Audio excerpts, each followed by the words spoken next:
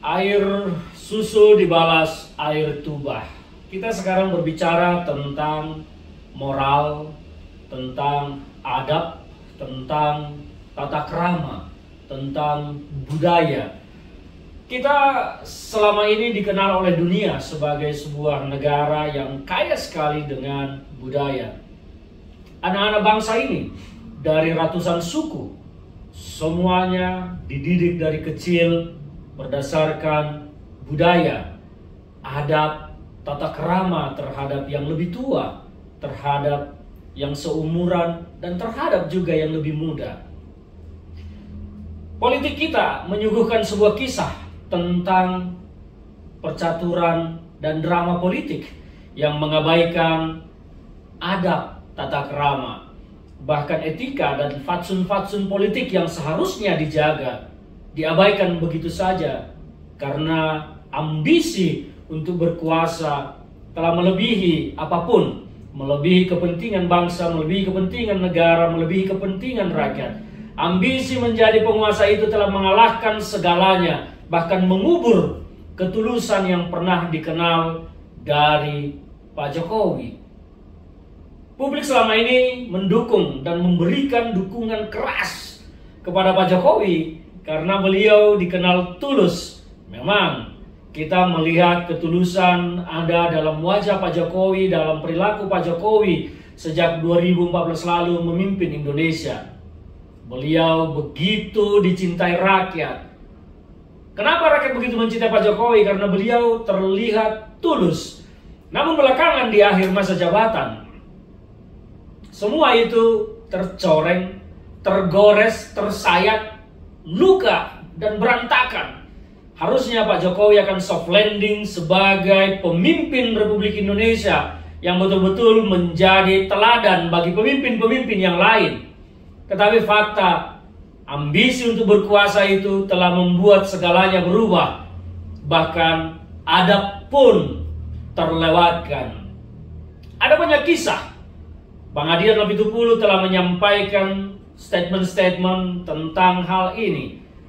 Ada yang diberikan rekomendasi sejak dari menjadi wali kota zaman dulu di Solo. Pak Jokowi mendapat rekomendasi terus-menerus dari wali kota di Solo, menjadi gubernur DKI, bahkan menjadi presiden Republik Indonesia dari PDI Perjuangan. Kemudian Gibran sang anak, kemudian Bobi sang mantu, dapat rekomendasi juga dari PDI Perjuangan, bahkan diperjuangkan betul-betul menjadi wali kota.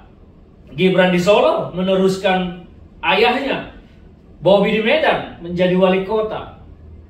Dan sekarang semua itu seperti tak bermakna apa-apa bagi Pak Jokowi. Semua itu tak bermakna apa-apa bagi Gibran dan juga Bobi. Mereka telah lahir menjadi sosok-sosok yang menurut saya membalas air susu dengan air tuba. Memprihatinkan, tetapi ya inilah politik. Politik memang bisa membuat orang menjadi orang baik, menjadi legenda, menjadi pahlawan, dan politik juga bisa sekaligus membuat orang menjadi pecundang, menjadi pengkhianat, menjadi seorang ambisius, menjadi seorang diktator, menjadi seorang pembunuh. Tinggal orangnya, siapa dia dan apa karakternya. Sekarang kita melihat Pak Jokowi berkolaborasi dengan Pak Prabowo. Sejarah mencatat bagaimana kejamnya statement-statement hinaan cacian yang telah diumbar oleh Pak Prabowo dan para pendukungnya sejak 2014 lalu, bahkan 2019 lebih keras lagi. Dan sekarang Pak Jokowi malah memeluk, merangkul pihak-pihak yang selama ini menghujaninya dengan fitnah, cacian, makian, cercaan, dilecehkan, diremehkan, dan meninggalkan pihak-pihak yang selama ini mendukungnya. PDI Perjuangan adalah partai terdepan yang selalu membela Pak Jokowi. PDI Perjuangan adalah ibu yang melahirkan Pak Jokowi. Tetapi sayangnya, air susu itu kini dibalas air tuba. Kita bukan sedang bersedih karena tidak mendapat dukungan dari Pak Jokowi.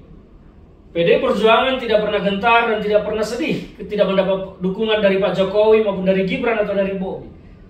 Yang kita sedang bicara adalah tentang adab, moral kepatutan dan fatsun yang harusnya diikuti.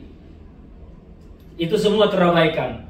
Ambisi telah membuat Pak Jokowi lupa tentang nilai-nilai luhur budaya kita, lupa tentang hal-hal kebaikan, lupa tentang bagaimana menjadi seseorang yang tidak boleh lupa atas jasa-jasa orang lain. Pak Jokowi memilih berteman dan merangkul pihak-pihak yang selama ini mencelanya lebih sadis dan meninggalkan pihak-pihak yang selama ini membela dan mendukungnya. Alam semesta akan bekerja. Jangan lupa ada karma kehidupan. Jangan lupa orang tua kita zaman dulu selalu bilang, kualat lo, awas kualat. Itu yang sering kita dengar. Saya berharap bahwa anak-anak bangsa ini tidak terjerumus menjadi pemburu kekuasaan, pemburu jabatan dan meninggalkan adab. Jangan dicontoh hal-hal begini. Cukup sudah. Generasi muda kita jangan mencontoh yang tidak baik. Kedepankan adab, moral, etika, kesantunan, kepatutan, dan budaya-budaya luhur kita. Jangan pernah meninggalkan itu. Baru engkau akan menjadi Indonesia yang sejati. Bukan yang mau berkhianat, bahkan membalas air susu dengan air tuba hanya untuk kepentingan kekuasaan.